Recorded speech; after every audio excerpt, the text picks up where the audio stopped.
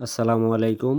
আজকে আমি আপনাদের সামনে পেঁপে বাগান সম্পর্কে একটু ধারণা দেওয়ার জন্য আ এই ভিডিওটা করলাম।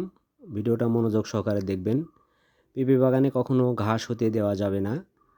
এটা আমাদের সত্য কথা। পেঁপে বাগান থাকবে, আবার ঘাসও থাকবে, ২ টা একসাথে চলতে দেওয়া যাবে না। পেঁপে বাগান শুধু ঘাসমুক্ত রাখতে হবে। আর সবসময় ড্রেনেজ ব্যবস্থা ভালো রাখতে হবে। পেঁপে বাগানটায় দেখেন প্রচুর ফলন, অনেক ফলন, কিন্তু এর ড্রেনেজ ব্যবস্থা সুন্দর আছে। পানি এইমাত্র বৃষ্টি হয়ে গেল, তাও দেখেন পানি নেই, পানি সব বের হয়ে চলে গেছে। এই অবস্থায় আমরা পেঁপে বাগান সবসময় ভালো রাখবো, পরিষ্কার পরিচ্ছন্ন রাখবো। পরিষ্কার পরিচ্ছন্ন থাকলে ফলন অত্যন্ত ভালো হবে।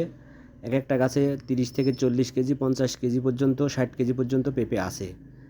দেখেন প্রত্যেকটা গাছে এরকম অনেক অধিক পরিমাণ পেঁপে আছে, যে পেঁপেগুলো এখনই হারভেস্ট করার উপযোগী হয়েছে।